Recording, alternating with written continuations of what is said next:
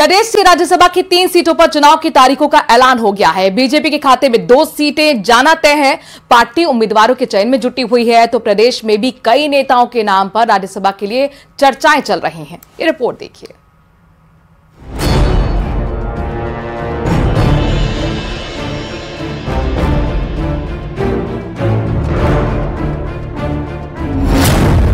सूबे में राज्यसभा चुनाव के लिए बीजेपी ने कसी कमर। कई दिग्गजों पर टिकी पार्टी की नजर।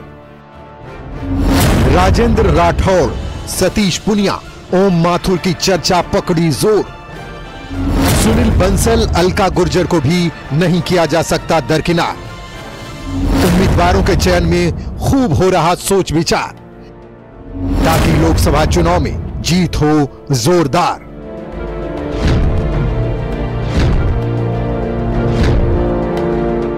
बीजेपी ने राज्यसभा चुनाव की तैयारियां शुरू कर दी हैं। राज्यसभा की 3 सीट खाली हो रही है।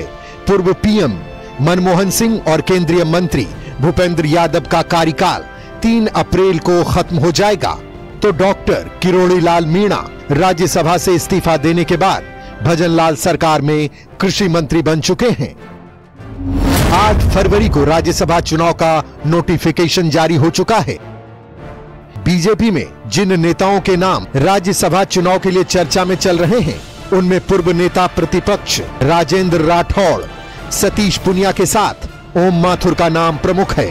पुनिया और राठौड़ विधानसभा का चुनाव हार चुके हैं, मगर प्रदेश की 2 बड़ी जातियों को साधने में दोनों निर्णायक साबित हो सकते हैं। इसलिए बीजेपी दोनों को राज्यसभा में भिजवा सकती है।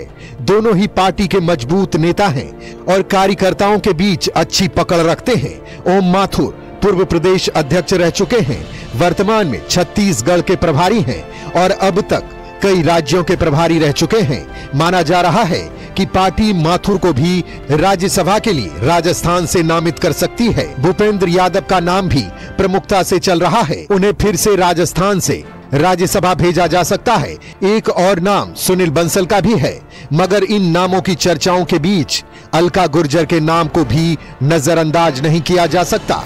बीजेपी के राष्ट्रीय मंत्री अलका गुर्जर को जिस तरह से एक के बाद एक जिम्मेदारी दिए जाने का सिलसिला चल रहा है, उससे लगता है कि पार्टी उन्हें भी राज्यसभा भेज सकती है। अलका गुर्जर को लाभार्थी संवाद कार्यक्रम के लिए 4 राज्यों का प्रभारी बनाया गया है। हालांकि राज्यसभा भेजे जाने की खबरों से अलका गुर्जर इनकार कर रही हैं। ये संगठन डिसाइड करता है। संगठन जो दायित्व देता है उसको पूर्ण निष्ठा से हम पूरा करते हैं, और अगर कुछ नहीं मिलता है तो उसकी शिकायत भी नहीं करते हैं, क्योंकि हम भारतीय जनता पार्टी के समर्पित अनुशासित कार्यकर्ता हैं। राज्यसभा चुनाव के लिए 15 फरवरी तक नामांकन दाखिल किए जा सकेंगे।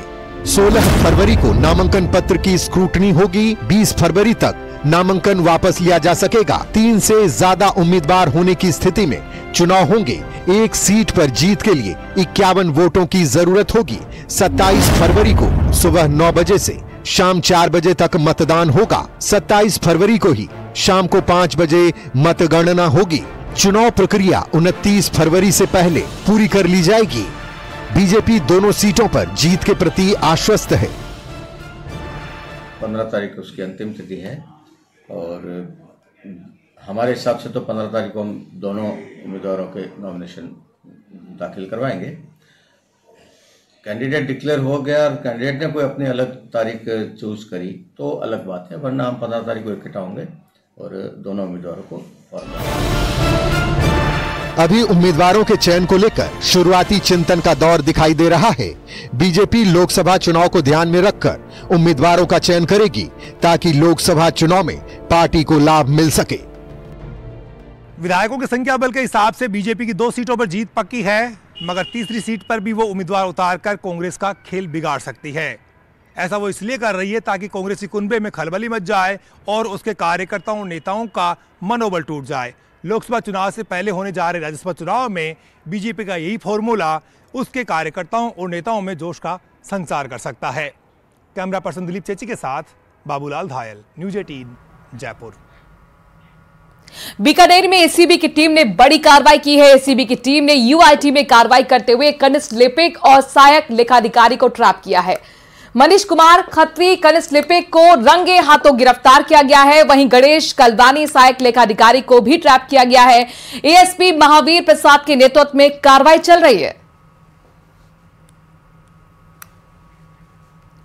तो मनीष कुमार खत्री कनिष्ठ लिपिक जिनको ट्रैप किया गया है, एसीबी की यूआईटी में यह बड़ी कार्रवाई है। गणेश कलवानी सहायक उनको भी आपको बता दें कि ट्रैप किया गया है। 70,000 की रिश्वत लेते हुए ट्रैप किया गया है। सहायक लेखाधिकारी को ट्रैप किया गया है, कनिष्ठ लिपिक को भी ट्रैप किया गया है और ये बड़ी कार्रवाई एसीबी की मानी जा रही है। यूआईटी में बड़ी कार्रवाई, रंगे हाथों गिरफ्तार किया गया। दोनों अधिकारी को 70,000 की रिश्वत लेते हुए दोनों को रंगे हाथों एसीबी ने गिरफ्तार किया है। ये वही रुपए आप देख रहे हैं जो रिश्वत के तौर पर लिए जाने थे, लेकिन उससे पहले रंगे हाथों एसीबी की टीम ने दोनों ही अधिकारियों को ट्रैप कर लिया।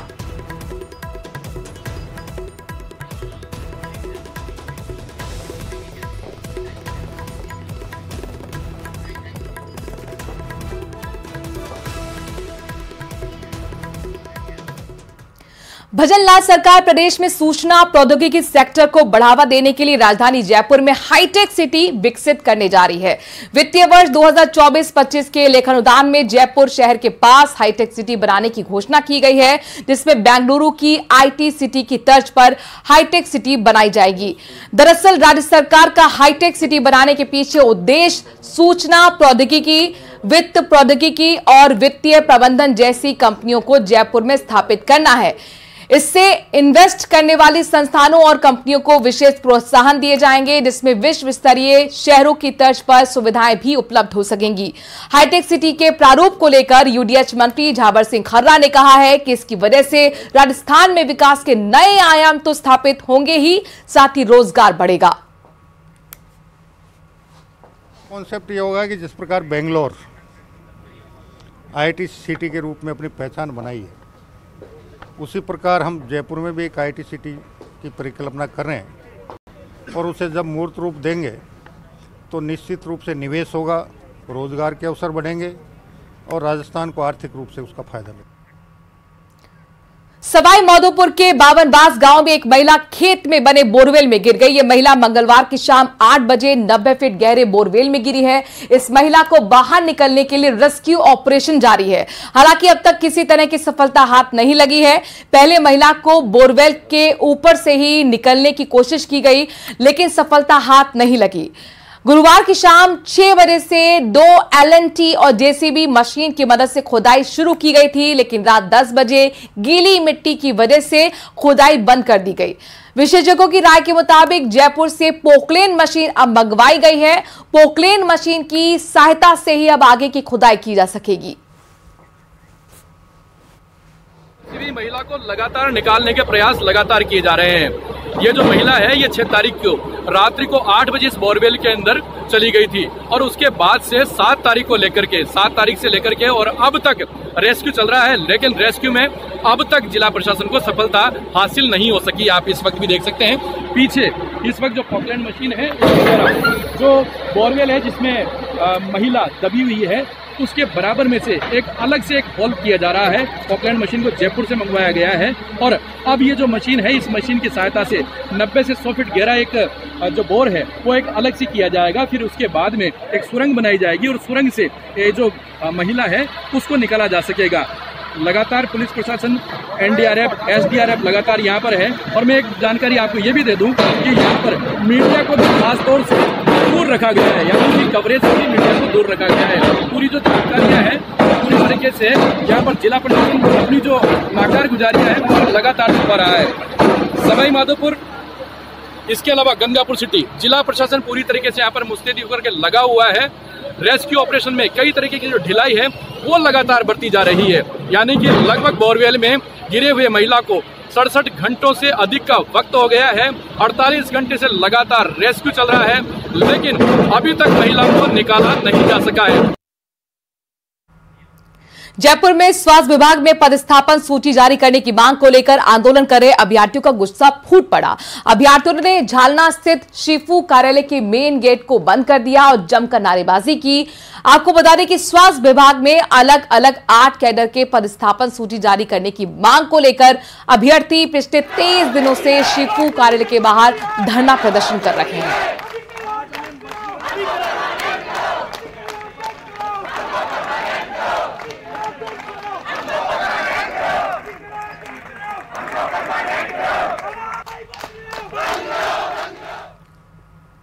और अब आपको लिए चलते हैं नागौर, जहां पर बीजेपी की मीटिंग में जमकर बवाल हुआ। बीजेपी के बड़े पदाधिकारी के साथ बदसलूकी की गई। मुख्यमंत्री भजनलाल शर्मा की बैठक लेने के दौरान हंगामा खड़ा हुआ।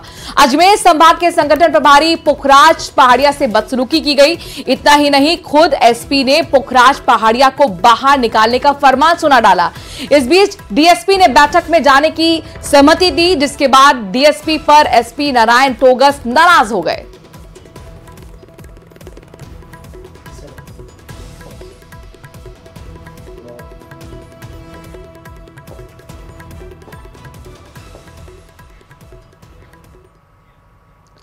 आर्थिक रूप से पिछड़ों को दिए गए रिजर्वेशन में केंद्र स्तर पर विसंगतियों को दूर करने की मांग को लेकर बाड़मेर बीजेपी कार्यालय के समक्ष विरोध प्रदर्शन किया गया।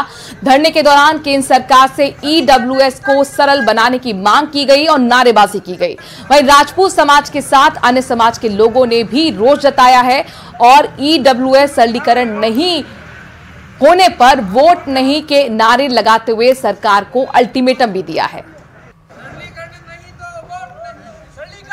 जैसा राज्य सरकार ने समर्थन किया है या शर्तें जो की है, वो शर्तें केंद्र सरकार ने अलग से रख दी।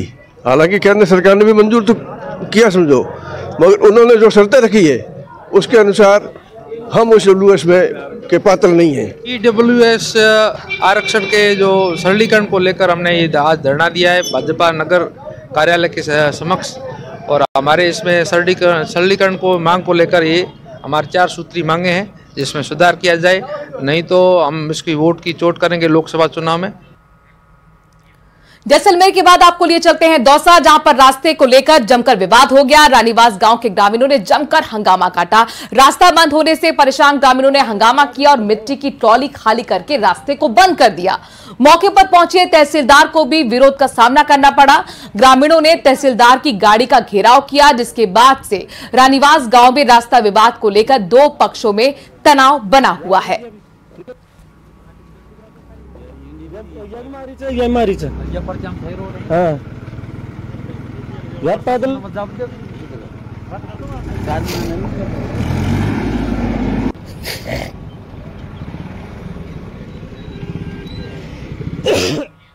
प्रतापगढ़ में व्यापारी के ऑफिस से 9.5 लाख रुपए की चोरी हो गई। किसानों को देने के लिए व्यापारी रुपए लेकर दफ्तर पहुंचा था और ऑफिस के लॉकर में ही रुपए रखे हुए थे। वहीं चोरी की घटना सीसीटीवी में कैद हो गई। सूचना के बाद मौके पर पहुंची पुलिस मामले की जांच कर रही है। तो चोरी की घटना जो सीसीटीवी में कैद हुई है, तस्वीरों में आप देखिए किस तरह से जो चोर है वो दुकान में घुसा हुआ है और इस दुकान के अंदर 9.5 लाख की चोरी कर वहां से फरार हो जाता है। हालांकि इसी फुटेज के आधार पर अब पुलिस चोर तक पहुंचने की कोशिश कर रही है। दरअसल ये जो 9.5 लाख रुपए थे, ये किसानों को देने के लिए व्यापारी दफ्तर लेकर आया था। ऑफिस के लॉकर में उसने रुपए रखे थे और इसी लॉकर को तोड़कर आप देखिए चोर किस तरीके से चोरी कर वहां से फरार हो जाता है। उसके हाथ में थैला है और इस थैले को भरकर वो वहां से फरार होने में कामयाब रहता है।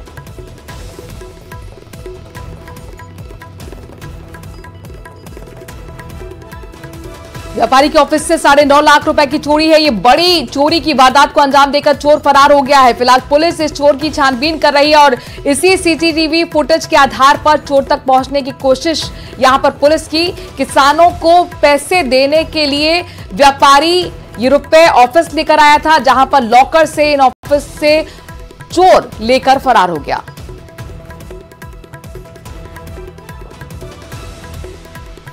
बाड़मेर जिला मुख्यालय में शुक्रवार को हाई स्कूल रोड सुमेर गौशाला के पास पानी से भरा टैंकर बेकाबू होकर पलट गया। पानी से भरा टैंकर सुमेर गौशाला की तरफ जा रहा था। मोड़ में नाली चौड़ी होने के चलते ड्राइवर कंट्रोल कर नहीं पाया और टंकी गली में खड़ी कार पर पलट गई। गनीमत ये रही कि उस समय कार में कोई नहीं था, नहीं तो बड़ा हादसा यहां पर हो सकता था। वहीं धमाके की आवाज सुनकर आसपास के घरों में रहने वाले लोगों में अफरा तफरी मच गई। बड़ी संख्या में भीड़ वहां जमा हो गई। पुलिस का कहना है कि इस दौरान कोई जनहानि नहीं हुई है। रिपोर्ट के आधार पर आगे की कार्रवाई की जाएगी। पास में एक ट्रैक्टर है जिसकी पीछे टोली है, पानी की टंकी है जो पलटी खा गई। पलटी खाने से कार खड़ी थी, उस कार के पीछे नुकसान हुआ है। मौके पे आए, दोनों वाहन थाने लेके जा रहे हैं। जैसी रिपोर्ट मिलेगी वैसी आगे कार्रवाई की जाएगी।